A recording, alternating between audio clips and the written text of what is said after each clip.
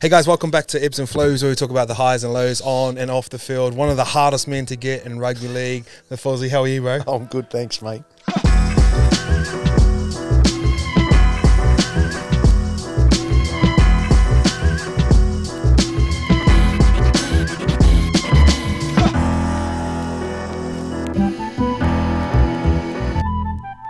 Great win on the weekend.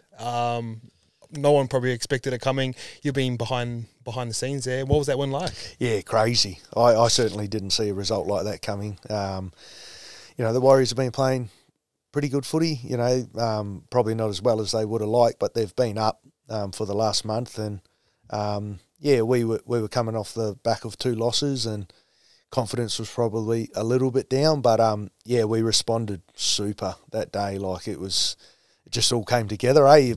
You know what it's like. You're involved in games like that where everything just comes together on the day, and that's what happened. Defensively, we were strong. Attack, everything came off, and awesome game to be involved in. What's the buzz like around the training now? Easy coming in after a win. Yeah, boys are smiling and up and about. I mean, coming in off the back of a win like that, gives everyone a great confidence booster. And now we got the bye this week, and then hopefully we can continue that form after the bye. Who's got after the bye? Sharks. Oh, that'd be a good little test. Yeah. So look, we haven't.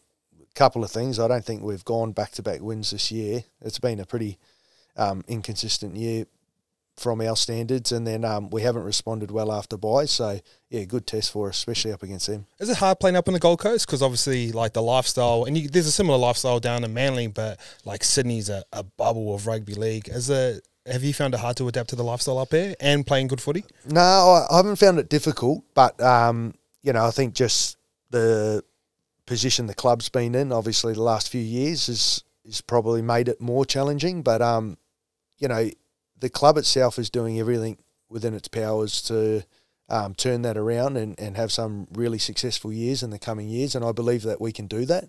But lifestyle wise, it's been great, mate. I've loved the move. It's been awesome. It's a great city to live in.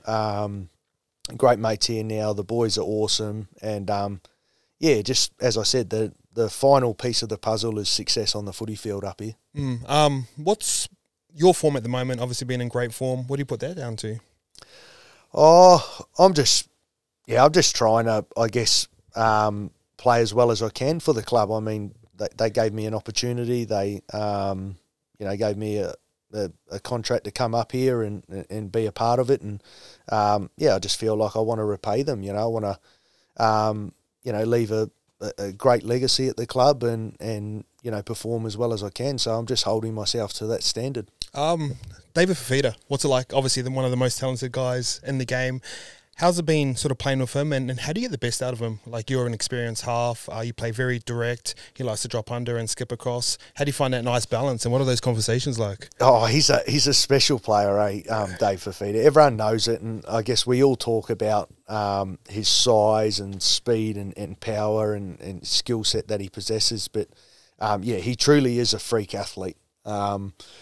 I don't think I've ever played with a guy that is as big and powerful but can move as well as Dave can.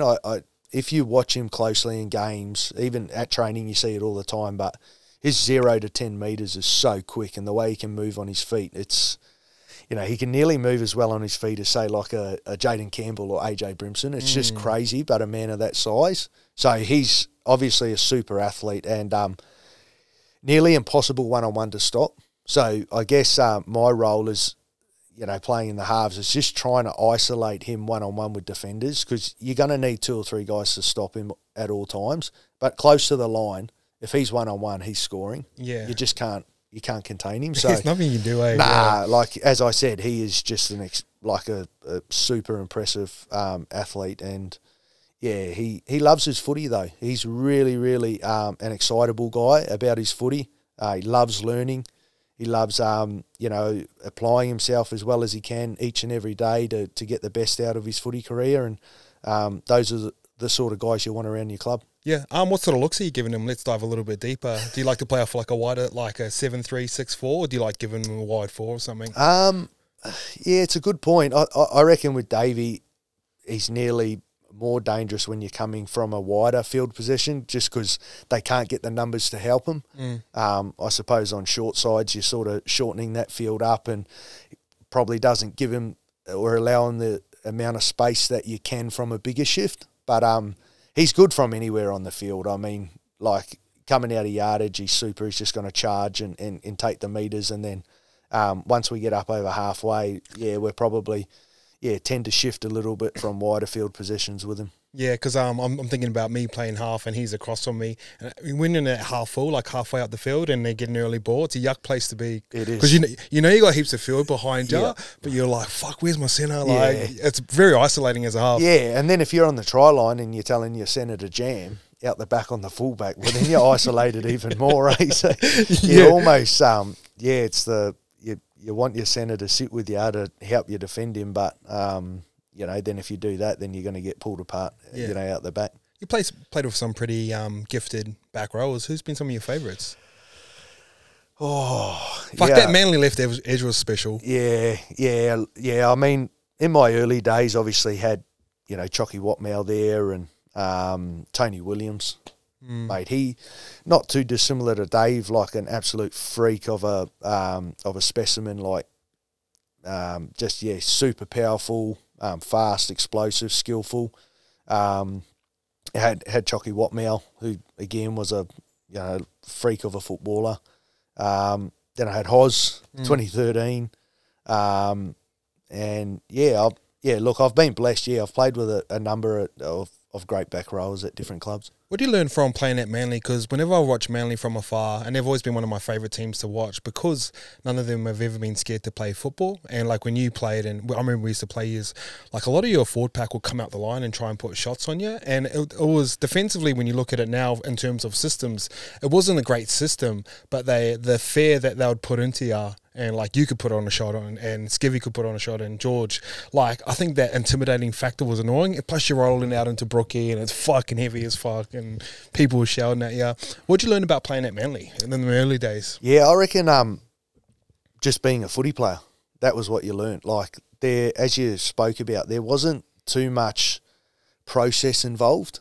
Those guys were just out and out footy players who wanted to hurt people, and they would just go after teams, go after players. It was baseball bats out, baseball helmets on, and just teeing off. And I think that's what that Manly team was sort of renowned for during that era, was we're going to kick you into a corner and then we're going to absolutely wail into you and give you everything we got and pick you up and drive you back and just do it over and over again. And then they were fortunate enough to possess a skill off the back of it that if you gave them enough ball down that end, they were going to score.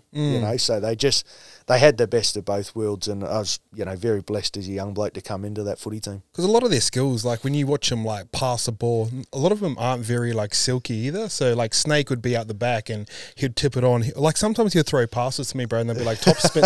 Like, you know what I mean? Like technically they're not. Chalky was another one, like uncoordinated, and I reckon Guffo's got a bit of that about that as well. But to a degree. I mean, they just knew how to use the ball.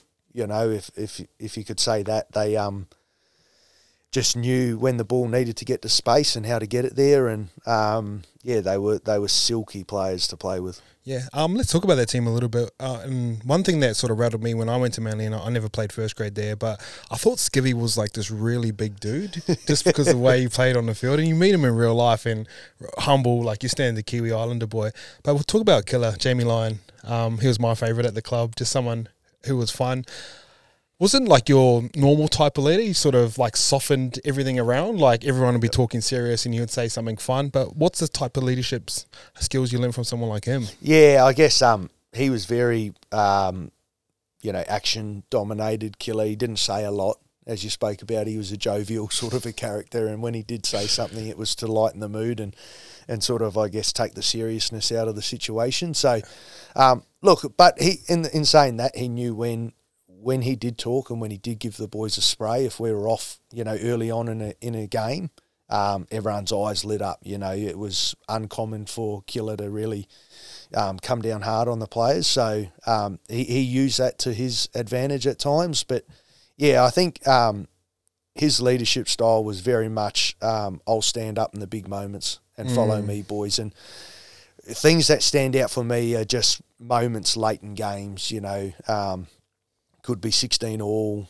tight contest, and he would just come up with the magic play, with 2 minutes to go on the clock, whether it be a flick pass, a chip kick, and then other games where he had to ice a goal kick from the sideline. He knew in big moments how to lower his nerves, keep everyone calm, and just come up with a special play. You need a rag rig on him too, eh? That was the thing that threw me. He wasn't renowned for his weight, that's for sure. You're a good centre when your winger usually picks up like top try scorer of the year, isn't it? Your mate DCE, obviously you guys come into the competition. 2-part question.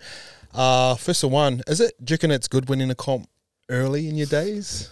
We talk about that all the time. Do you? Yeah. Look, we're great mates still now, and we always catch up and talk about our playing days together and still now. But I think it's a hard one. I mean, if you had your preference, you'd probably rather win one late. Yeah. Just because it probably puts it into perspective a bit more for you, and you've journeyed and you've been through the highs and lows, and you've been able to stick at it and persist and come out on top. I think that would be an incredible feeling and something that I'm definitely still chasing. But in saying that, you're never ungrateful to win a competition, are you? I mean, some blokes play their entire careers and don't get the opportunity to ever play in a grand final or win a competition. It's very hard to do that. So, like I said, to win one, both of us at a young age together, I think is pretty special. Yeah, we came into an established footy team at that young stage of our careers. They had won a competition in 2008. They'd played in the grand final the year before in 2007. So they were a top quality footy team. But it's not like you're rolling in as a prop off the bench or something. Well, 7-6 pretty important. Well, that's the thing I was just about to touch on. People often say, "Geez, you were blessed to come into that footy team," and there's no denying that we were. That they were an incredible side, and Desi had done a wonderful job in them. But I think it sort of overshadows the sort of footy that we did play that year. Like the two of us, we were able to come in. And at that young age of sort of 21, 22, and as you said, as a 7 and 6, and actually really stamp our mark on a lot of those games that year. So that's something I think we're both, extremely proud of at the same time. Obviously, we're really guided and helped by those players around us that had been there and done it, and that obviously alleviated a lot of our pressures and nerves. But, proud of the sort of footy we were able to play. How did you learn your style of football? Because obviously you play the game really tough, it's direct, and you're playing at a young age, and you're playing above your weight and probably above your experience as well. Where'd you learn that from? It's a good question, Ice. A lot of people wouldn't know, but I was an outside back as a kid. Hey, I was signed at Manley as a 16-year-old, and I played I think left or right centre in SG ball, and I guess around that point, I'd sort of made Australian schoolboys, and probably the knock on me was, shit, is he going to be big enough to play centre in the NRL, or fast enough for that fact to play centre? And the answer was probably no. So through the, I sort of finished SG ball that year and went up to Jersey Flegg, and the coach at the time, Dave Penner, was coaching Flegg, and he's sort of the reason why I ended up moving into the halves in the first place. He was just short on halves and in the under-21s comp, and basically said to me, I reckon you could make a fist to 5'8". And I was like, mate, I can't kick or pass, let alone organise a team, ball play.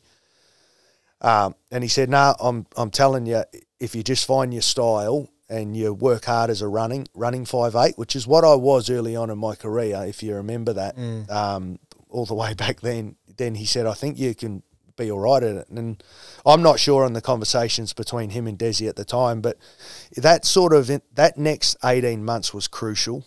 I sort of around 16 and a half to 18 and a half when I made my NRL debut was that transition into that 5/8 role. But I was just a running six. And to answer your question around my style, I think I realised what my strengths would be pretty early as a playmaker, and I wasn't blessed with, a fancy passing game, fancy kicking game. But my first preseason, I went in with that, with all the NRL guys under Desi, and I remember just digging deep into the line and just giving Snake heaps of clean ball out the back. And, I vaguely remember Snake, saying to me after the session, he goes, "Frick, I just love how far you're digging into the line and you're just looking short and hitting me out the back, and I've just got all this time to play these 3-on-2s, He just said, "I'm loving it." And I think that's how I sort of, got me chance in the NRL in the first place. I think in the end, I just had that one style, that one play, and I just stuck to it. And obviously I had a running game as well. I could, take the line on at the right times. But, yeah, the game just – and then my game just evolved. I think during that next 2 or 3 years, Joey came on board at Manley, which me and Daly were absolutely blessed with. He came on as a halves coach, the greatest number 7 the game's ever seen. And basically Des brought him on to train me and Daly up and pass on all his knowledge and skills. And then I just evolved my game over time through all those little areas and bits of information that I was passed on. Yeah, what was Joey teaching you? Yeah, just, you know what? I remember just little things like he was so good at getting the poles out and, teaching us how to kick from A to B defender, start on B defender, go back at A or kick over to C defender. And those things at times that we just did repetition after repetition are things that I still use today now, all these years on. It's just embedded in you, and you just add certain things over time, and that's what I've managed to do. But, yeah, the fundamentals of what Joey taught both of us through those 2 or 3 years was, hugely valuable. I remember when I was coming through 20s and moving into first grade, I played kind of a little bit too lateral because Benji was the guy. And I remember I pulled me to the side one time and he goes, "Do you watch much footy?" And I was like, "Yeah, I watch it all the time." And he goes, "Watch Kieran Foran play." And I'll play it against Fozzie's. I know how he plays. And he goes, "No, watch him a bit closer." And I go, "I knew you played tough." And I go, "What's so good about it?" And he goes, "The forwards will respect you and your outside backs will love playing with you." And I always remember him saying that. Really? And I just come back from injury from breaking my foot, and I was a bit I was with Rubes for 6 months. I was fucking solid. I was still 90 kgs, but I was benching 150. And I remember watching your game, and you had these 2 plays, and I copied them in reserve grade for 2 weeks. And 2 weeks later, I was up in first grade, bro. I love that. It's love crazy. Hearing that. Yeah, and he goes, just run first, and everything great comes off the back of that. Yeah. And I just started doing that, and I ended up in first grade. We won 5 games in a row, get re-signed and shit like that. Then the old bright lights come along, you start going sideways again. It gets harder and harder. Yeah, for sure. What's it like hearing guys someone like I've just said that, and no one's ever heard that story before, but someone like Luke Carey, who's he said that you were his idol growing up. What's it like hearing that? And you're playing against these guys. Oh, it's humbling. You're younger than me too. Yeah, that's the funny thing. I know. I feel like I've been around forever.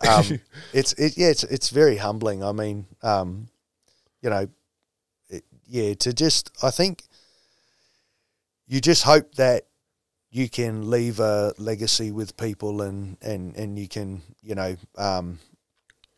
have had a positive impact on people's lives and rugby league careers as such. And, I guess, I probably get a bit embarrassed when people, talk like that or give compliments like that and say that they've looked up to me or, that they've watched my vision and footage. But, I guess, at the end of the day, I was doing exactly the same. Yeah. I've had my idols and the guys that I've aspired to be like still to this day. So, it's part and parcel of it. You find players that you want to emulate and that you want to be like. And, it's something that's so great about our game.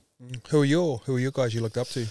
Yes, it's a good question. Mine have chopped and changed over the years. I mean, obviously being a young Kiwi boy, I idolised the All Blacks as a probably up until I was 10 years old. So my idol as a kid was like Carlos Spencer, you know. The king. Yeah, the king Carlos, Christian Cullen, you know, like these great All Black players. And then probably around sort of 11 and 12, it was Stacey Jones.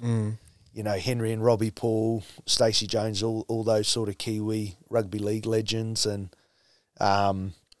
then sort of as I got into my teens and I moved over to Australia and I was deeply in my rugby league journey, then I, you know, started to, I guess, watch more of, you know, your Lockyers, your Thurstons, Cronks, all of those guys a lot closer. Yep. And, try and take, all parts from their games of footy and add them into mine. Yeah. I always think of Cooper Cronk, like, and I don't mean this as disrespect, and I'm sure you'll say it as well, like the amount of talent he had compared to like what he done in the game.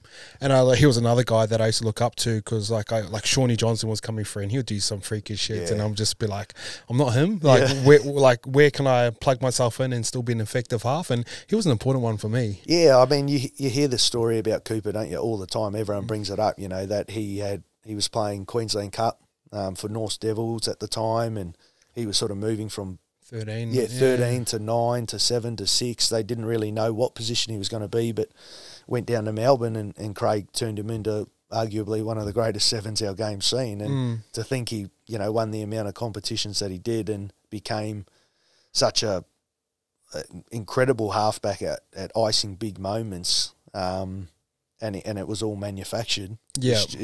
It's crazy, isn't it, when you think about it like that? Norm's used to always say this, like, it looks weird when he gets out of structure. You know, when someone gives it an offload and he's like, where can I play? Yeah, I can relate. He's like, where's the post? Give me to a point. It's true. It's true. I'm still like that. Like, when the boys start playing offload footy, it's funny. When you're a manufactured half, it doesn't come natural to you. It's a scramble. The game gets messy for you. Oh, okay, yeah. You know, when you watch natural halves, you can see that they love it when that footy starts to take place. But I can relate to Cooper for sure. You know, if you know that's what he was thinking at the time. Jaden Campbell, let's talk about natural halves. Obviously had a great game on the weekend. What's he like? I've interviewed him before, but when I interviewed him, I go, I feel like the ball always bounces your way. Quiet kid. Yeah. How was your convo with him? Yeah, no, he was all right because, like, before the podcast, he was all chirpy and like, what are you up to after this? Like, oh, I don't know, I mean, blah, blah, blah. But on the podcast, he was very selective with his words. No, he's pretty quiet. He's starting to come out of his shell, and he's certainly going to have to as a number 6 and a half moving forward. But mate, he's a special player, eh? He is a silky mover. You know, just the way in which he glides across the field. He sees space. He sees defenders that, you know, pop out of the line. He can just take advantage of so much because he's just got such an array of skills. He's completely and utterly naturally gifted like I've never seen. And obviously, you know, now he's going to just work extremely hard on his game and add to those natural gifts. But, yeah, super talented footballer. He was saying when he was a kid, him and his cousin used to play a chipping game, but they had to get it back in one bounce. Really? Yeah. And he was talking about, like, the analogy of, I've heard Dennis Rodman talk about, like, when you see so many shots go up after a while, you know where the rebound's going to go. So he must just have a sixth sense for that. Yeah, he's got a knack of it, mate. He just knows how the ball's going to bounce. He knows where and when he needs to pop up on a footy field. I mean, he's as I said, special footballer. AJ Brimson, obviously I see him as a fullback and he'll probably come into that position. How do you maximise his potential? Because in my mind, he could be elite and he's still a great player, but like, how do you get the best out of him every single game? Because he can win you games. Yeah, I reckon for AJ, it's just about staying on the footy field as much as he can. Because as you said, if he's playing consistent footy, he's nearly one of the best ones in the game. In terms of ability and just strike power, mate, he's up there for me, eh? I put him up there, like right up with some of the best ones I've played with. He's electric. I don't think I've seen a player faster over the first sort of, like their first, 10 to 20 metres. Like when AJ explodes, he explodes quicker than any player I've seen when he hits a gap. He's super athlete, and his footy IQ is really, really high too, mate. Like he really understands the game, and he wants to continually learn, and he's got it all. And for him, I guess, it's just been the fact that his body's probably let him down at certain stages through season, so we haven't seen the best of him consistently yet. Yep. But he's only 25. Is he? So I feel like he's been around forever. So you get the feeling that if he can start to maximise, his body in that way, and he can play, full seasons, that he could be winning Dally M's and obviously grand finals and just be one of the Titans' greatest players. Yeah. You obviously come from Manley, and you look at the phase of where young players are right now. How much more professional are they now? Yeah, so much more, mate. It's a business now. Yeah, it truly is. It's there's so much money in the game now. The product's so good. The quality, the standard of footy is exceptional. But I think the reason for that is just, as you said, how professional players are. And because players are more professional, they can train harder, they can train for longer, you can squeeze more out of them. Yep. So then your product of your game on the weekend's going to continually get better and better. And, that just comes down to professionalism. Is the season too long?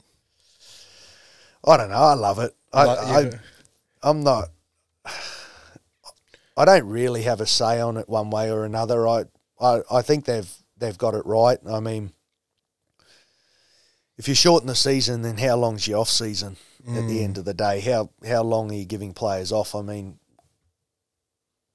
we already get, I think, 10 to 12 weeks off. Well, I don't know. I'm an older bloke. I do. I think some of the younger ones only get 6 or 8, so I understand that. I think the rule is 8. Then obviously once you get in that vet. But, that's pretty good in the real world, if you're getting 10 weeks off break, that's pretty handy, I think if you start shortening the season, and you're going to shorten the preseason, then I don't know how much time through a year are you going to have, idle time are you going to have, or... Yeah, and then young kids got more time, more money, more trouble. Yeah, I think it's probably pretty good, the fact that they start the season and sort of, trial games in Feb and finishes up in, September. I think they've pretty much got the balance right. Is off season too long? For me it is. For me it is. I think it's bang on. Like I said, I think that's a good amount of time to recover, recoup, get your body right for the next campaign. I think it's a good break. Yeah, because I look at it and it's like most teams will do 8 weeks before Christmas, and like that that December 21st session, everyone's ripped, and like the opposed session's amazing. Then you got to do another 8 weeks before you get into trials. Like in my mind, the way I see it is like boxers and UFC fighters, like that's how long their camp is for one fight. So you're doing double that. I'm not saying it's harder or anything like that. Yeah. But just to get ready for the season. And it's interesting to watch it sort of play out where some teams taper off and they build towards the season. Yeah. Where another team just go hammer. But I'd love to see all the data behind it. That'd be interesting. Yeah, and that's the thing. I think high performance teams are constantly trying to look at, do you taper off and try and save the energy and the conditioning and all that, and save the legs, or do you go harder to, get better athletes at the end? So, I mean, pre-season's something I think will continually evolve in our game. I think that, whether or not 8 weeks pre-Christmas is too long is something that, you often hear the game talking about. But, I think they've, from my point of view, they've got the balance right. I think I was watching Oh, you might have been near, actually. Like when Manley were doing it and they're going down to AFL teams and sort of breaking it up and doing a lot of different things as well. Because like you said, it is a long slog. And if you're just out there on the footy field running around cones, fuck, it gets old pretty quick. Yeah, for sure. I think if you're having a 16-week preseason in the one place, it can get a bit mundane. How much has the game changed from when you started to the game now, just as a playing style? Yeah, I think the biggest change obviously happened through COVID, when they brought in 6 again, and that was quick. Huh? Yeah, it sped the game up, and you could feel the change. I remember vividly thinking, "Shit, will I survive this change? This rule change?" Because you just all of a sudden had to become so much fitter, so much faster. There's just a lot more endurance brought into the game. There were, you remember what it was like when you could just kick for touch and have a minute breather and find your breath and regroup and things like that. But, I think, the game's definitely changed a heck of a lot since when I came in, even to the point where, one of the biggest change, you don't take 3 hit-ups for a shot, do you? That's gone now. You get crucified for taking one too many hit-ups for a shot these days. It's like play on, play on, play. I think the style now has evolved where you can play from anywhere on the footy field. There's not really such thing as yardage and good ball. You almost can pull the trigger from anywhere, and you don't really lay a line to then set up again. It's remember, because when I played, I was like the shape I like was 2 to 50, and then give me a 5-5 split, and I'll go into the line and flick it out the back. For to Moisa. Sure, and that was enough. But when you think about it, like say we're coming from left side, we're rolling to right. That left edge, if you're on the left edge, you've got like 3 tackles to have a look at the shape that we're running anyway. So you can just pick it up. I know, from our point of view, we certainly don't like to lay too many set up lines to then have a shot. It's almost like eyes up constantly. And that's changed because you remember back in the day, those early years, it was almost like grinding a game of footy out. You were happy sometimes to go 5 hit ups for a kick and just complete high and win a game 6-4. And now you don't see too many score lines like that. I feel like the game is a lot more attacking based now, so you're sort of winning games 30-28 and 36-34. It's not uncommon to see those score lines, as in back in the day that was a ridiculous score line.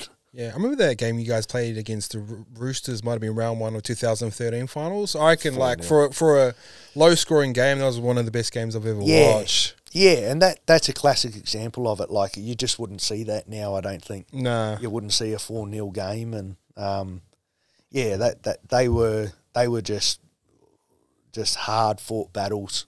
Yeah, not many points, just teams just staying end to end and waiting for a crack, really. It was a grind, wasn't it? When I think about that era, like when I played, I was very defense orientated, and you can see by the shape of the players, you know what I mean? So like, say fullbacks, for example, the little man's come back in as a fullback, and that wouldn't have happened a couple of years ago because you would have had to have a decent sized body because you're in the arm wrestle and you got like GI coming back, and even Darius Boyd's like a pretty solid dude. Snake was a bit small, but he could get by. For sure. But like you see Pappenhausen and even like, you know what I mean? Do you reckon? I reckon that's probably got to do with they've sped the ruck up so much. That's it. You remember how slow the wrestle was? The ruck, you could manipulate it so much back then. You could go 2 up top, 3rd man in on legs, slow to the ground, slow peel. And then all of a sudden it was a 5-second, 6-second play the ball, your line was set, you were getting forward. It was hard. It was hard to attack against. As in what you're saying, you're spot on. Now your little men are back in the game because the ruck's a bit more free flowing. It's not as, I don't think it's as set all the time. And even like playing as half, like an early ball to a centre is like a great play now. Like back then it was like, centres always want the ball, eh? They're like, our boy, and you're looking up and you've got a wide ball that's already set. You're going to get jammed. But you can you don't really need shape anymore. You can just zing it across and there's space out there. Yeah, for sure. Yeah, I honestly reckon that period through COVID where they made those adjustments with the ruck, the 6 again, they started to want to speed the game up, ball and play, things like that. I just think, it brought the little men back into play. The scoreline started to become, or the game started to become more attack focused, and it just suited those sorts of players. Sure. As a half, when do you know it's a good time to run? Because this is where I used to struggle because I get caught playing traffic cop, And they always say, a half's in form when he's running. You know what I mean? I feel like you've always had the balance right. Yeah, it's an interesting one. I definitely feel like I used to run a hell of a lot more when I was a bit faster and a bit more robust and explosive. Now I probably first option is tend to pass a lot more. But no, I think it's the old saying, when it's a quick ruck, you're running.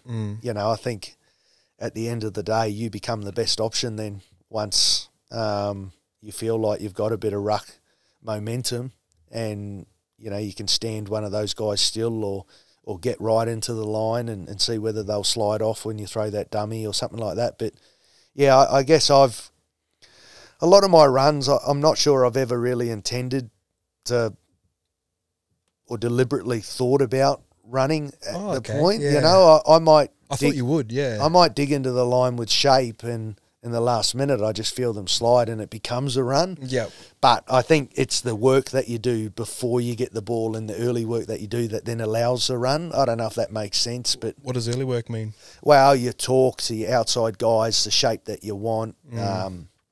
And when you're setting that up, I think then it's pulling the defenders off you, and then it becomes a bit more obvious, where the space might be. But yeah, I got you. Yeah, But then in saying that, I guess what you're saying is at times when you do see a wide A or a wide defender, you are going to premeditate the run for sure. Quick ruck, slow man getting back in the middle, big space in behind it. I'm going here. Like you're just going to show, right or left and then take off. Yeah. And back yourself to score the try or something like that. So, yeah, I suppose it's that balance between the two. What did you think of the game last night? Loved it. Yeah. Did you see that coming? Yeah, I did actually. Did ya? Yeah. Oh. I don't know. I thought New South Wales picked a pretty red hot team for game 2, and I just thought they would have learnt a lot from that game 1. And yeah, I mean, I probably didn't suspect the blowout would be as big as it was, but especially at half time. Yeah, I mean that was huge. Yeah. I didn't see it going that way, but I thought the Blues would win. What'd you like about Mitchie's game? Oh, I just love the fact that he was in the thick of it from the get go. I mean, he didn't take time to warm into it. You could see he was confident. He backed his ability. And from all reports, that's what he's done from day one since going into camp. He's just basically taken the reins of the team. Basically said it's my team and I'm running the show, and you could see that last night. And I think that's when Mitch Moses is at his absolute best, when it's just him being dominant and having all the confidence in the world in his ability, because he's one heck of a footballer, and that performance was outstanding. Do you think someone like Niko Hines is obviously a wonderful player, but once you get in those type of bigger arenas and you've played in grand finals and footy World Cups and stuff like that, like I look at someone like a Tommy Dearden who's got maybe 2 or 3 plays, very much like Jimmy Maloney, but he nails those plays every single time. Then when you get into those bigger moments and you recognise him plays and everyone's fatigued, like you can take on that wide four, and Jimmy had the like Boyd corner and the dummy and duck and palm. Yep. Like those are the 2 main plays he has. When you watch someone like Niko Hines play, there's a lot of moving pieces going around. Is that a fair? That's a really good analogy. I reckon you bang on. I think Niko's, to a degree, still finding his style. A lot of people forget he was a fullback. Wasn't he at Melbourne as a junior? He's come in, he's signed at Cronulla as a halfback, and it takes you a while to really, I guess, hone in on your craft and learn, like you said, what your 3 or 4 pet plays are in your style. And he's such a gifted footballer that he's got an array of skills that he can play. From anywhere on the footy field, but it'll probably, he's probably still developing how he wants to play consistently, like with his skill set. Because he's got too many options. Yeah, I mean, he's very, when I watch Niko play, he's just front foot, free flowing, and just at ya. and when it's a retreating line and he's got ruck speed, there's no one better. Like, he's just at you, and he's got the kick, he's got the pass, he's got the run. I think for Niko, his growth will be how he manipulates a defensive line that's coming to him, and he doesn't have ruck speed. And as you spoke about in those big games, especially in game one, you're not having ruck speed and you're not getting the free-flowing footy that you might be used to at clubland. So, I think that's just part of his growth. A lot of people forget Niko's still pretty early on in his career. Yeah. I think of the age throws people off, like he's 28, 29. I think it does. Like, I'm not sure Niko's even played 100 games yet. Like, might it be just around that sort of mark? Yeah. So, like, I remember when I was at that stage of my career, I was still well and truly learning my style and what worked best for me in games of footy. So, he's a great, great player.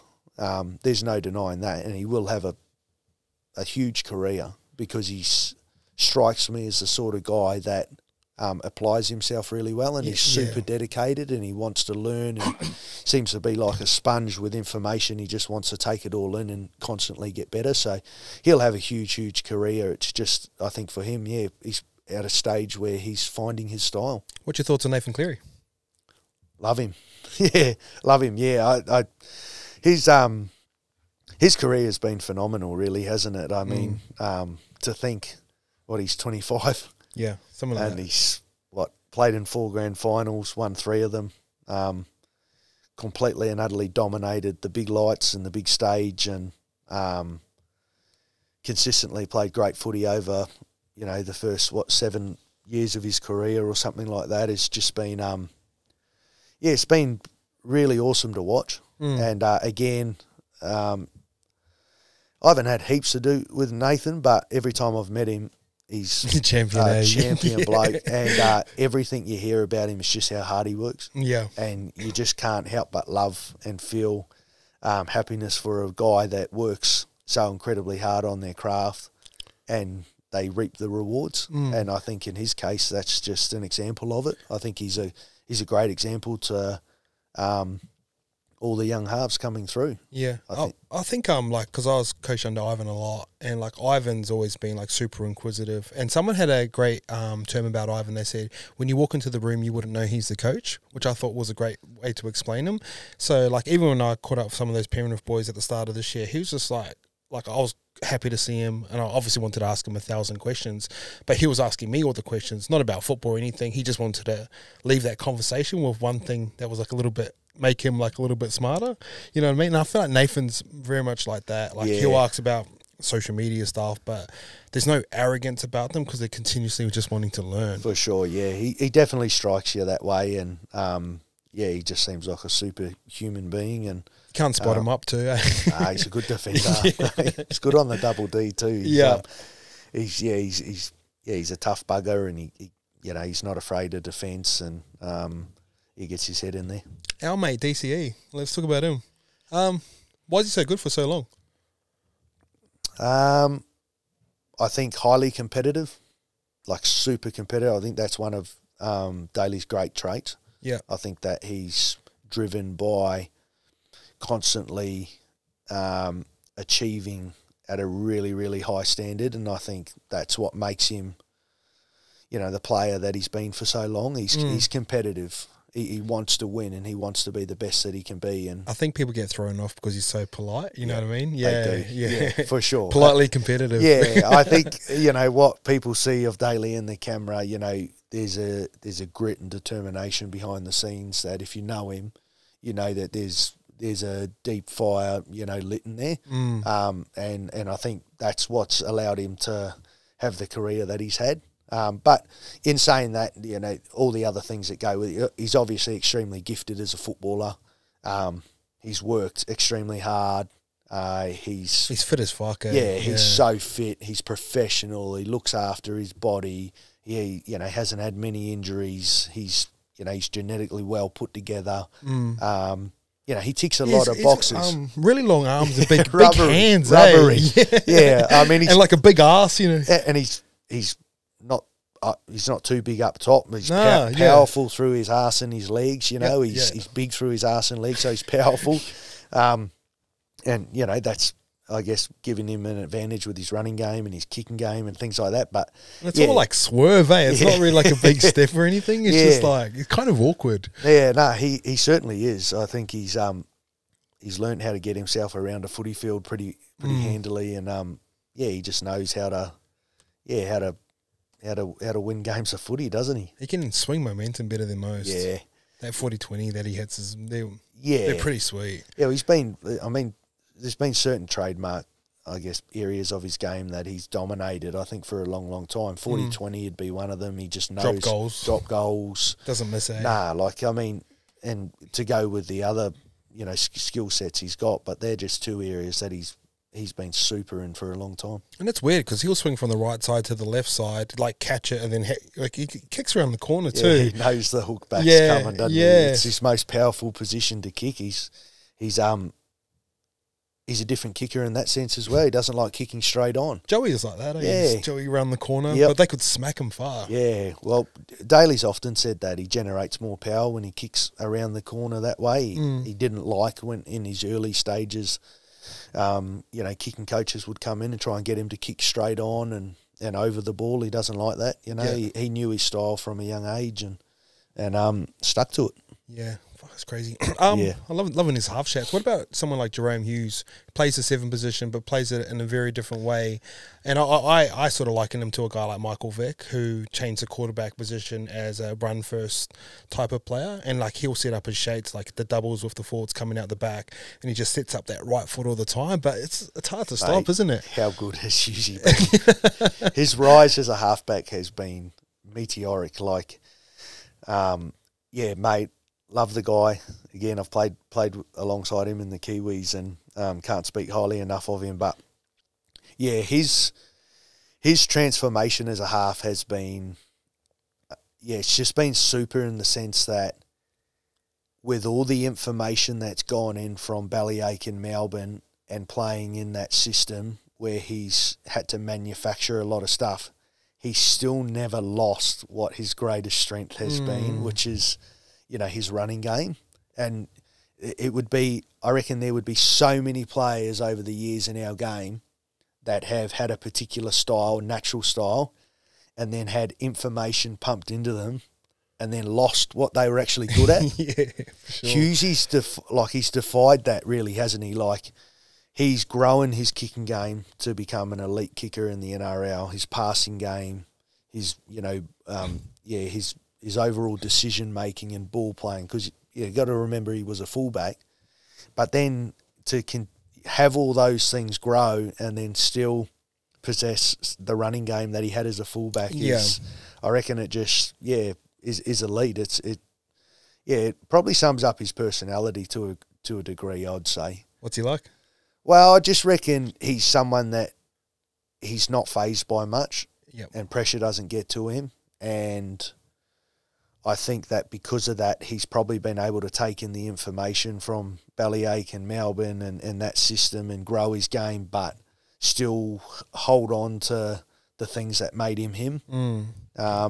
He just hasn't been flustered by all the information, I don't reckon. And also, like, losing, like, say Munster hasn't been there, like, most of the year. Like, I knew Jerome was good, but I didn't know he was great. Yeah. Like, once you remove Pappenhausen and Munster, and Melbourne still sit at the top of the table, and he's probably the main reason for that. He's pretty special. Yeah, probably. I'll tell you an interesting story, which stands out for me, and I won't forget it, was World Cup. 2022 over in England. And we hadn't been playing all that well. We'd sort of scraped through in the pool games, playing Fiji in the quarterfinal, you'd remember. And Fiji were beating us. And we were tipped to thump Fiji and, roll on to the semi. They had a good side, but, the talk was that they wouldn't really challenge us too much. And, mate, we were losing. We found ourselves like 22-6 down at half-time, and it was almost like, oh, my God, because I was on the bench at the time. I was jersey 14, so I didn't come onto the field. We were playing pretty poorly, and I remember thinking, oh, my God, this is like New Zealand out in the quarterfinal against Fiji. This will be a huge story. Like, this will the country won't forget this one. You know, this is bad. And I'll never forget at half time, you know, Madge talking to the boys about how we were going to turn it around. And there was still a great belief in the sheds. But it was Hughesy's simplicity that turned that game. And all it took was him basically, I remember he got the boys in tight and he said, boys, we're not going to try and score in the first 10 minutes and turn this game around. He said, you just focus on running the ball. This is what he's saying to the forwards, basically. You just focus on carrying the ball as hard as you can, and you get me down the field, and I'll just keep putting it in the right corner, and we'll wait for them to make errors, and then we'll get our opportunities. But that might take 25, 30 minutes. And that was the Melbourne coming out in, I reckon. For sure, that was the long game approach. But if you watch that second half, that's exactly what happened. We get into the grind with Fiji. He kicks. He keeps kicking. He's in the system. He knows it's a long game approach. And Fiji eventually just come up with errors. And it was a masterstroke. And I just thought that was, for me, that was a really pivotal moment of looking at Jerome's career and going, wow, he's grown like a hell of a lot into a number 7 that can control and dominate a game of footy. Get the notepad out, eh? Just, Hey, bro, what was that Melbourne saying, mate? Fuck, that's crazy. What was it like playing for the Kiwis? Obviously, like you guys, I remember that 2013 World Cup, and we played you in the warm up game. And I remember looking at your team, and Reese has just come off a comp, and you and Shawnee were there, and I'm like, fuck, these guys are gonna win it. But what was it like? Obviously, playing for Kiwis, captaining them. What was that experience like? I love it, mate. Yeah, I love it. It's a dream come true every time I get to play for the Kiwis. I mean, it's what I've wanted to do my entire life since I was a kid. And, you know, to still get the opportunity to this day and play for them. And, you know, I was fortunate enough to captain them at a young age. And you would have been young as it. Yeah, I was young. I captained the Kiwis. I think I was still only 22 when I captained New Zealand in 2013. I hadn't quite turned 23. And that I'll never forget that day. You know, Stephen Kearney gave me the reins that day. Simon Mannering had gone down with an injury. And, yeah, I just think every time I've pulled on the black and white jersey, it's been a really pivotal moment in my career and a moment that I'll never forget. And there's been some special campaigns. You know, the 2014 Four Nations stands out. We beat the Aussies in Wellington in the final. The 2015 Anzac Day Test, we beat them. And then obviously the Pacific Champs last year was super special. It was like playing in the middle. I actually enjoyed it. It was really funny how that panned out and pretty cool. Like I wasn't expecting to get the call up at all. Obviously Hughesy and Dill are the halves and have been for the last couple of years, and then got some good halves coming through. Right? And then Brandon Smith and Marshall King are two great Kiwi nines coming through, and they were ruled out. You know, they were unavailable through injury, and Madge, you know, I got a great relationship with Madge. I really admire the guy, and we had some conversations, and he just said to me, you know, I love what you sort of did for us in camp and in the World Cup in 22, and thinking about bringing you in and playing that 14 role again for us. But I actually changed his mind. I said to him, I remember after that conversation, I said, Madge, I'm in. I'm playing. I'll never turn up the opportunity to play for the Kiwis, mate. I'm in. But I remember saying to him, mate, what's your thoughts about starting me at 9? And he said, well, geez, you're mad, Foz. You know, what's your reasoning behind that? I said, well, mate, I'm not a natural 9. I'm not going to create for you out of 9. But I said what I am going to do is I'm going to give you line speed. I'm going to give you energy. Hopefully give you some hit. Yeah. You know, and blow the gas out. And then when the game opens up, bring on a natural 9 that can manipulate the ruck. I'm not going to be able to do that for you. And I remember him saying, geez, that's not a bad point, Foz. It's all right. And as it turned out, I ended up starting all 3 games. You know, it was really cool. But, it was just interesting. I think it worked. You know, in the end, I haven't played much 9. You know, all my career has been 6 or 7. And to go into a test match and play 9, we had to play to the style that suited us. And I think, being able to play to my strengths in the early part of a contest was probably, better for the side than to have me come on once the game had opened up. I don't think I could really add much value there in the middle of the park. Yeah, young Mitch Kenny vibe. One thing that me and Norms are laughing at, like, which worked really well for the Kiwis, is obviously when the boys have a shot down the edge, and you know how the middle of the 9 holds the middle, and you guys could just play shape on shape, and it was quick too, because obviously you'd be able to see it pretty clearly if the 4-man's inside the post. You're like, fuck, give me the ball, we're going. But that edge to edge shape, it was quick, bro. It worked out well. Like you said, you've been able to shift across the field. Me playing in the middle as a 9, I could hold that centre part of the field and get the ball to Dill and Hughesy. And, it was, like I said, special team to be a part of, So many great players in that team. And who's I know we talked about Jerome Hughes a lot, but who's one guy that really stood out for that camp that kind of surprised you a bit? It might have been with training ethic, it might have been a speech on the field. Was there anyone that really stood out for you? Oh, look, obviously Fisher Harris's leadership was really special. Watching him come in and be camp captain and lead the way that he, leads obviously week to week. Someone that stood out. It's hard to pinpoint. But your Chance was someone that probably come of age, I reckon. I've known Chance for a while now, and I've watched his footy career closely, and I was actually with him in 2017 at the Warriors when he was a young pup just coming through on his journey. But, watching his footy IQ and his growth through that campaign was something that probably stands out. He's really, come of age as not just a running fullback, but he can ball play, he can... his passes are silky. He's got that nice last touch now too, like the boom. Things like that he probably didn't have a couple of years ago in his repertoire, and he's got that now. And I think he's a player that stood out in that campaign. But there was a number of them. Love that. Was it hard to leave Manly? This last time? Nah, the first time. Yeah, extremely hard.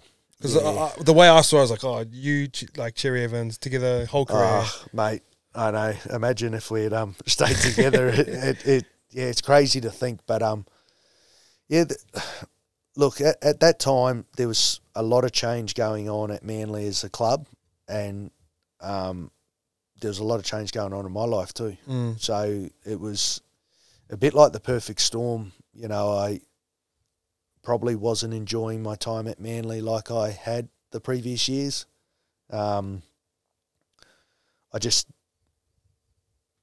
The fire wasn't lit the way that it had been, and I almost felt like the change was needed from a footy point of view. And then, I probably felt at the time that, leaving Manly was the right thing for me as a footballer. That was the main decision behind it, is I just... As much as I loved Manly and I was loyal to Manly and I wanted to be loyal and stay and be a one-club man, that didn't overpower the sense that I wasn't enjoying myself the way that I had in the previous years. And is that a combination of a lot of things, like external factors? Yeah, there was a lot of change going on, a lot of personnel changes. A lot of players had left or were leaving that I was close to. And I know that's the evolution of the game, and that happens. And now being older and being able to look at it that way, it hurts a bit more when you're younger. I think when I was still young and I was still, immature in that sense, where I wanted it to be like it always had been. I didn't have that life experience to say, hey, change is good, and it's okay that people move on and they finish up and they go to different clubs. And for me, I was immature in that sense, that I was like, nah, this doesn't feel the way that it did for me. There's too much change going on and different things happening. And I remember just thinking, I think I need to change. I need a new challenge. I need a new environment. And for me, Parramatta was that. Why did you pick Parramatta?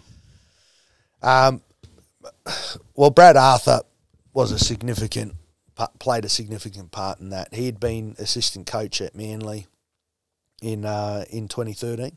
We'd gone to the grand final against the Roosters. He was assistant coach under two, so they'd done a great job. And I think when I looked at the clubs that were interested at that time, that stood out to me.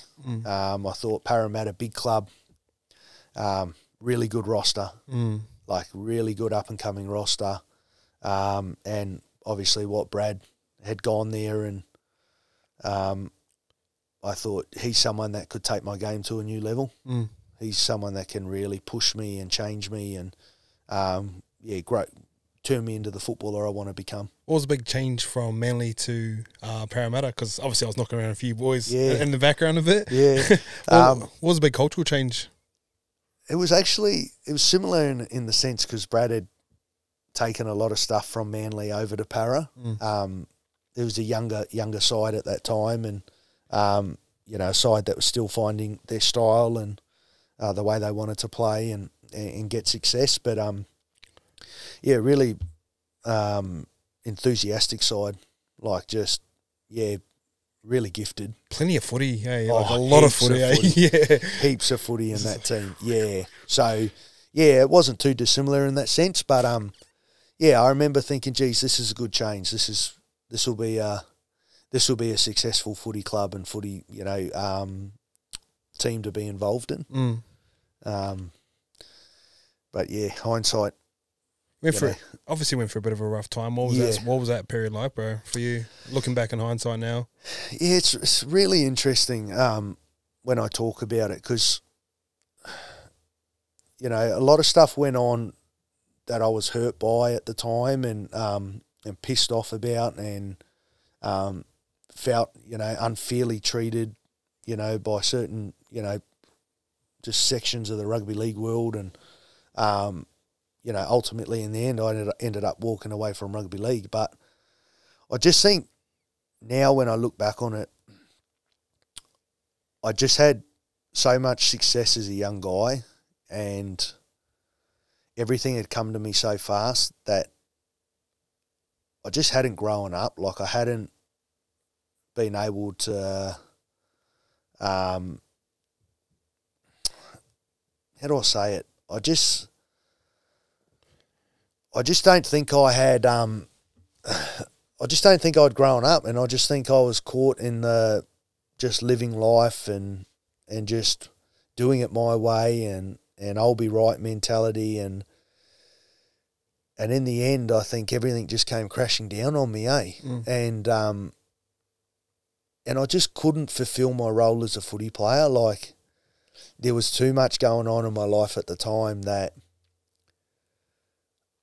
it would have been wrong of me to sit there at Para on 1.2 million a year and collect me paycheck and not be able to fulfill my role as a captain and leader.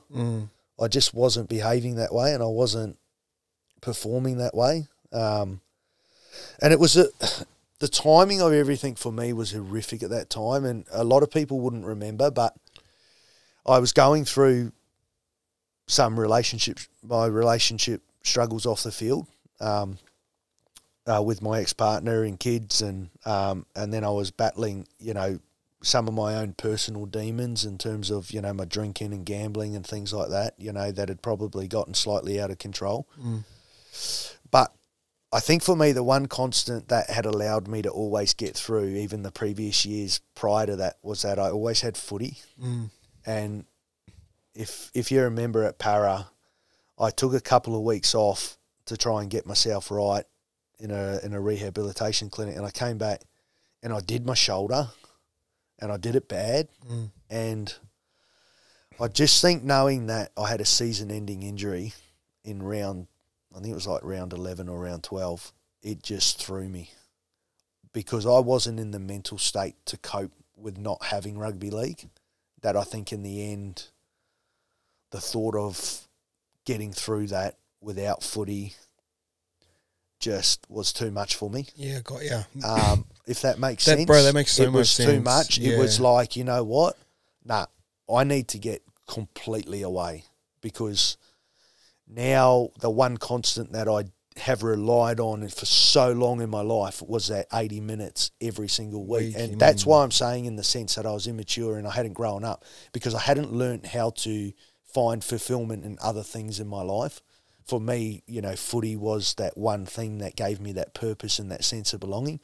And then when you're going through such a hard time like that in your life and you're fighting demons in your own head and you're struggling, when the footy gets taken away, that just gets louder. Yeah, that gets heavier and deeper. And for me, that was the place I found myself in. And ultimately, that's why I walked away from rugby league. I just went, I can't do this. Not at the moment. I don't even want to be alive, let alone turn up to training. Like, and that was what I was being asked to do, you know, and rightfully so. I was the captain of Parramatta. I'd gone there as a big money signing. I was their halfback.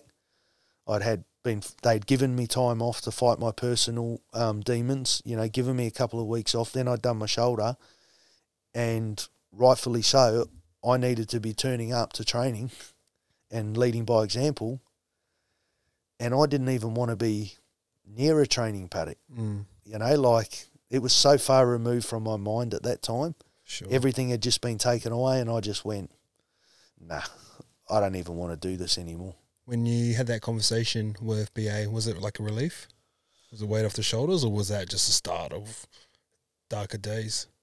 Oh, certainly darker days followed, but I remember feeling relieved at that very moment that I didn't have to, have anything to do with rugby league in the near future. It was a weird time, really weird time. I don't know if weird's the word, but just, challenging and just almost like, who would have thought that I would have just walked away from rugby league? And because a lot of people wouldn't be able to comprehend that, you know what I mean? They see the dream job, the pay packet. Yeah, I walked away from it all, you know, like, and I just didn't want to be. I didn't want to be alive, let alone be a footballer. For me, it was just, at that time, it was just so far removed. I was struggling to just get up in the morning and just sort of try and. I had so much stuff I had to, I guess, deal with, and everything had gotten out of control. That was a problem. I'd been living the high life at Manley and sort of, you know, just doing my thing and not really focusing on areas that were probably getting out of control and things that I needed to work on. When was the sort of bounce back and turnaround, and when did you start to see a bit of light at the end of the tunnel? And did you always position football as a way to come back as a part of that rehab? Yeah, I think over time I realised that footy was the one thing I did need in my life, and that I still had stuff left to do in my footy career. Because at that time when I walked away, I was done. You know, I didn't care if I didn't lace another boot. That's how mentally ill I was and just off it. And that sounds crazy to say, but I didn't care. I didn't want to play footy anymore. I felt content with what I had achieved and what I'd done in the short space of time, and I was okay to walk away and sort of move into that next phase. But I think as the months wore on and I got slightly clearer in my head, I was able to, I guess, find the love and enjoyment in it again and sort of reflect and go, well, geez, maybe footy would be good, you know, is good for me, and maybe it is something I love and something, you know, I still want to do. So what do you love about footy? It's just what I've wanted to do my whole life. I don't know. I just love the game. I love the game. I love competing. I love trying to get the best out of, you know, myself, the players around me. I love winning. There's so many components to it. I love training hard. I love, being resilient and overcoming challenges. There's just so much that goes into your footy career that I think excites me. And I've never lost that. It's it stayed with me the majority throughout my career. Mm. How important, and obviously seeing you with your wife now, and like very happy together, and obviously gone for even tough times in this year. Yep. How important is having that type of partner or supportive partner to fulfill your dreams and you support hers? Yeah, it's hugely important. I mean, I wouldn't be here today. I wouldn't be playing footy if it wasn't for meeting Karina and doing life with her over the last 7 or so years. It's been I'm extremely grateful and blessed to have found that kind of love and that kind of connection with someone. She's just been a huge support in my life, off the field, on it. I think it's, you've got to have someone that can pick you up when you're down, and someone that can keep you accountable, and someone that can, love you through your dark times, and she's been all that for me. I've still had plenty of challenges through my life since being with her, and plenty of challenges professionally from a injury point of view, and not having contracts and things like that. But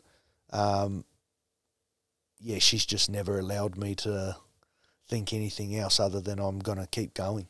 Oh, I love that. Yeah, she's just there's been times I've gone, nah, it's not worth it. Let's just walk away, and she just goes, nah, not doing it. So you stay there. Yeah. So she wears the pants. Ain't nothing wrong with that. Yeah. I think you appreciate that as you get a bit older. Yeah, no, you certainly do. It's funny. You appreciate having a strong woman by your side that can, like I said, keep your head on and keep you accountable. It'd be hard to date a footy player, man. It'd be tough. Oh, it's a roller coaster. Oh, yeah. 100%. Yeah, I take my hat off to all the partners in rugby league. Really, like it's a, as you said, it's a roller coaster journey. The ups and downs, and there's a lot more downs than there are ups. That's one thing I can say. You certainly, you're fortunate if you get to enjoy quite a few ups in your career, but a lot of it's losses and injury setbacks, and unsure whether you're going to get another contract, and there's a lot of stresses that come with it. For sure. And it's like a lot of people don't realise, because I realised this once when I was in football, and obviously nowhere near as good as you, but I always had these psychological walls up around me, because there's not many jobs in the world where you judge like week to week. Yeah. And like not only are you judged by media, by coaching staff, by teammates, like you have to go home and look yourself in the mirror too, and you're charged up on caffeine, and there's like post-match insomnia, and you have to look yourself. And even if you do get dropped, even if you do play bad, you're not really allowed to sulk, Nah. All right, we're going to drop you this week, but I want you to rock up to training and with a smile on your face and show me why you want to be here. So you never, we love all the aggression and all those types of emotions that we associate with masculinity, but we're not allowed to sulk or be upset, even if it is for a little bit, because you kind of got a job to do the next week. Yeah, for sure. It fucks you, bro. It is, yeah, it does. It's so unique, eh? And as you said, it's unlike a lot of other careers, I think, in the world. I think you've got to be upbeat a lot of the time, and you're not always are, and you got to perform under extreme circumstances and things like that, and I just think there's lots of it's very unique, and there's lots of challenges that go with it. What's your sort of advice to sort of young players now coming through? Not so much around football, but like everything around it, because you've been the superstar, the high paid, and everything's crumbled down. What do you say to the boys, and are they listening?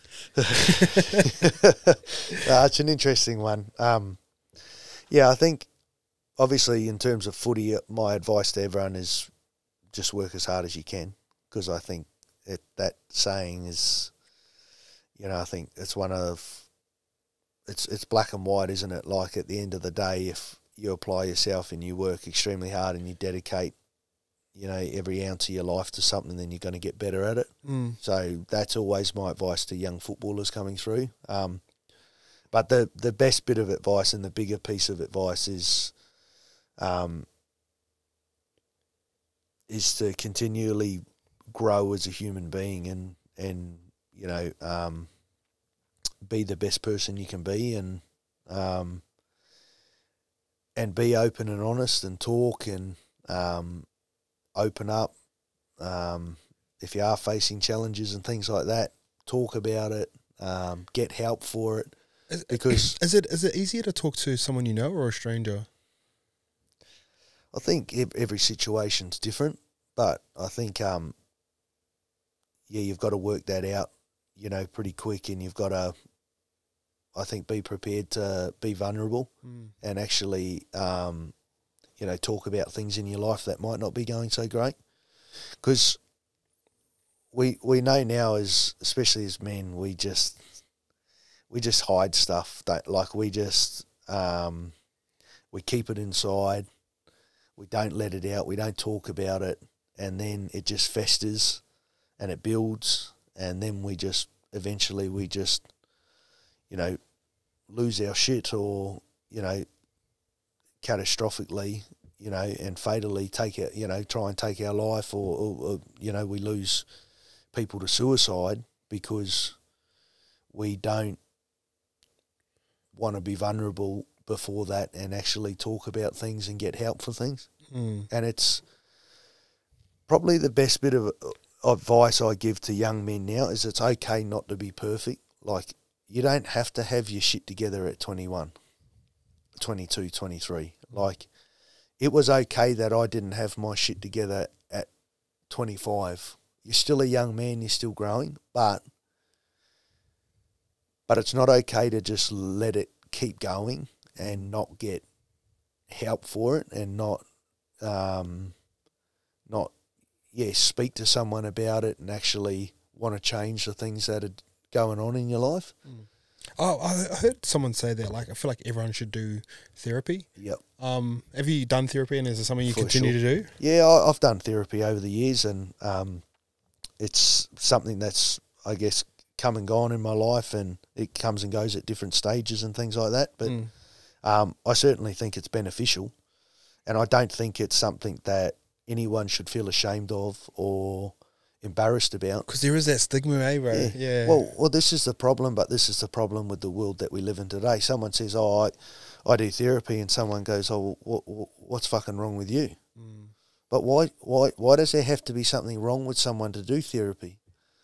Why can't someone just be doing therapy to get better as a man, or get better as a woman, or get better in their relationship? Or because it's weird that you say that, because I've been thinking about that recently, and like, I've got nothing that I can really like identify down to it.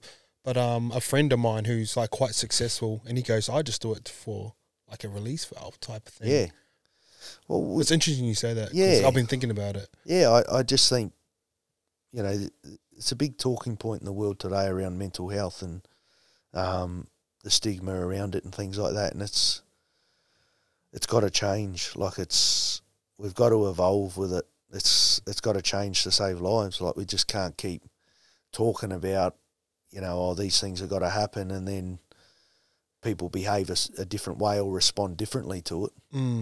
Like, at the end of the day, we're all human beings. We're all trying to be the best people we can be and live the best lives that we can live. And it's okay that things aren't perfect all the time. Like, there's a lot of challenges in the world. Man, there's challenges every day. There's, temptations. There's lots of things in the world that challenge human beings. And it's okay to get help for them, or it's okay to speak to someone about it, and actually, because ultimately at the end of the day, we just want people feeling good about themselves and feeling happy, because that's what we know, that's when we feel at our best. It's good to be around, isn't it? Yeah. You can sense it. You can sense it for sure. Yeah. So it's just, I think it's about growing in that space, eh? Is there any ways that you think of that we can do better as a game in that space? Because I know they do like the mental health stuff and the rounds, but like, that's great for a round. But I think when you're on your own, or after a game, or after a loss, or after a big drinking session or a bender, like, that's when the real times start to happen. Yeah, like, I was talking to someone about this the other day, and I was saying how in our industry, if a player's struggling mentally, it's almost like, I'm not sure they can perform. Okay, great. Yeah. or I don't know if I can pick them, or should I give them a few days off training, or I feel like, wouldn't it be great, like, in our game, if someone was struggling mentally and they were open about it with the coach or with the club, that we almost, it was like, nah, this is mad. Like, so it's almost like celebrated. Yeah, like, thanks for being open. Thanks for being open with the coach and the club about the fact that you're struggling at home with your partner or with an addiction and things like that. But we're going to get you, the appropriate help. But we know that you can, still fulfill all your commitments, and we know that you can be, one of our best performers on the weekend. And can you do that though? Because when I think about you and I think about that time you were going through, you're still playing good football. Yeah. Have you watched the David Beckham doco? Yeah. Yeah, you know how he had all that stuff going on around him. When he was on the field, he could still perform. Well, I don't reckon everyone could do that, bro. Nah, well, it is interesting because eventually I fell off the cliff, didn't I? So, like, if I think about those last couple of years at Manley into that time at Para, I was playing great footy, some of the best footy of my career, and, people were going, oh, well, geez, he's playing good footy, and I had a shitstorm going on around me outside but because I never dealt with any of it and never got on top of it, eventually I couldn't fulfill my commitments, and I couldn't keep going. The cliff comes and you fall off it. And the cliff's almost probably higher because of the level that you were at. Yeah. Well, and you're not judging like your mental health battle for someone who doesn't play first grade, but it was kind of like you were up there, bro. It was a fall from grace, wasn't it? At the end of the day, the fall was almighty because, I just had, I guess, just let it go for so long and not dealt with it. And then, it sort of hit me all at once. But, I just think there's certainly a lot more we can be doing around mental health and the stigma around it. I feel like the young boys have come a long way. Yeah. Compared to even like when we were coming through. Hugely. We're not that old, but yep. You know what I mean? They're a lot more open and... Yeah, for sure. Yeah, I'll often have chats, to guys at training and that and say, how's everything going in your life and things like that. Stuff that you wouldn't really talk about, 10, 15 years ago and open those conversations up. But it's always good to know what's going on in people's private lives. What are they up to behind the scenes and things like that. I think if you can understand and get to know each other better, then you can sort of see the signs and triggers if someone is struggling. But, mate, I think our game does a lot, eh? Yeah. It's in a good place. Yeah, you don't want to sit around and bag it because it is fucking great. No, I think we do a great job with it, eh? I think a lot of the stuff we do is, hugely important and always raising awareness for it. Are you scared of transitioning out of football? Not really. Yes and no. I mean, it'll be a big change. I've played now for 16 years. And, have you? Jeez. Yeah. Not done yet, but obviously, just it'll be a big change not playing anymore. But I'm excited for what's next. Like what part of transitioning scares you? Is it like losing the identity of being a footballer? Is it just playing the game itself? Yeah, I think the 80 minute, like the weekends will be tough. Not getting up for games and not having that constant thing to look forward to. Yeah. I think it become a little bit more flatlined in your life. It won't be as we spoke about the roller coaster. So, but there'll be parts of that that'll be really positive and cool too. I think by the end of it. But I'm excited for what's next and what I'm going to do. And obviously, I think I'll stay involved in rugby league. Yeah, I can see that for sure. I'm a rugby league nut, so I love to. I'd love to coach and develop players and be involved in that space. But there might be other things I want to achieve and do as well. Outside of footy, but. It was I remember when I transitioned out because I was like, I just wanted my own time and freedom back. That was kind of like my big thing. And we can only travel in October. We can go to Bali. When everyone else goes to Bali, I want to go to Coachella.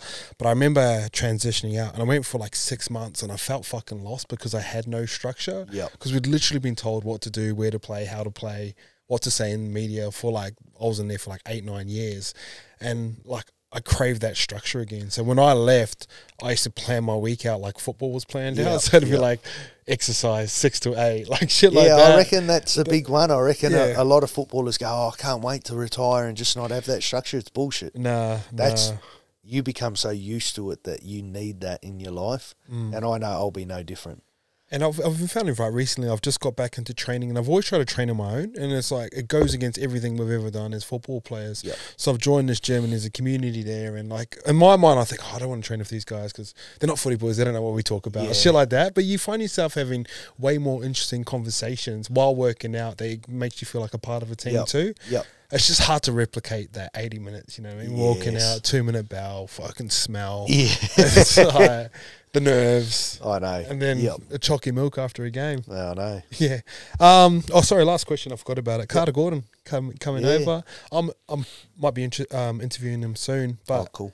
I found that interesting. Like a union guy coming over. I think a lot more of going to be coming over. Yep. Mark Namwanga Nitawasi's going to the Roosters. He's basically Aussie's best player last year. Yep. What's your role going to be with someone like Carter Gordon? Yeah, it's I'm not too sure yet what my role will be with a bloke like that, but I certainly know that part of it will be in like helping develop and coach him into his role within the side. I'm excited by it. Have you watched much Union? No, I've seen the highlight. I've seen his highlights package, and he looks it's good, bro. He's tough. Yeah, he looks you know what I mean? robust. He looks like he's not afraid of contact. Like he's really obviously athletic and skillful and things like that. I think he's going to really enjoy the transition. I think he's going to succeed at it. And yeah, I dare say a part of my role into next year will be helping him transition and passing on my experience and knowledge onto him, and hopefully help fast track that a little bit. What's the 2 key points you teach him first day coming in about rugby league? Oh, I don't know. I was trying to think of it because I was talking to Quade about it there, and like Quade thinks he's going to do really well because he sees him as a leaguey. Apparently he's got like this really crisp, silky pass. He goes, he'll be one of the best passers in the comp. Because he was going to me, he goes, who's the best passer in the comp? And I was like, who do you think would be the best passer? I see with the Kalen Ponga off a wide forward, that one that he can zip across everyone's a pretty crispy pass. Yeah. Ponga, Moses pretty fucking crisp too. Yeah. Remember Jared Mullins like left to right? Oh yeah, that was silky. Piercy's. Yeah, Piercy would probably be a great example. Yep. There's been some good passes in league, but yeah, I mean, I think the biggest change for him. It's hard to say. I don't know rugby union all that well. I haven't played much of it, you see, so it's hard for me to comment. But yeah, I think our game in general is probably a little bit more. Obviously, like end to end in the grind, not as many stoppages. So he's going to face he's obviously extremely fit, so I think he's going to handle the endurance of it. But it'll just be getting used to the physicality of it. The contact. Because there's obviously like there's an illusion of space in rugby league, and especially when you play NRL. Yeah. Like they see like their advantage line's flat, so they play like 3 meters off the advantage line. But they see that 10 metres back, they're like, oh, there's so much space there. But it's an illusion. Yeah, it's an illusion. Because the ball's played and the team's already bounced to ruck. And then you're coming forward. Yeah. So, like, I was saying that to someone the other day. I was saying, like, they look at it and think we've got, like, 10, 15 metres of space, but it's bullshit. It's like when you start playing nines, you're like, oh, let's go around them. Yeah, nah. The space is an illusion. Yeah, it's... there's not too much space at all. They're in your face pretty quick. But yeah, I'm excited by it. I'm excited to see his skill set, and I'm excited to see him transition that into rugby league terms, because obviously the games are quite different. Like the fundamentals are similar, but the game itself is different. And I'm really keen to watch him. Learn how to just inject himself in a game on a rugby league field. I was talking to Geordie Barrett start of this year, and he trained at Melbourne. Yeah, and I go like, what was the like big changes? And he goes, I was surprised like how much of it is revolved around like effort, and where you look at rugby union, it's all like micro skills. Like you watch their captains run, it's like Aaron Smith's just on his own with a trainer, doing his own passing.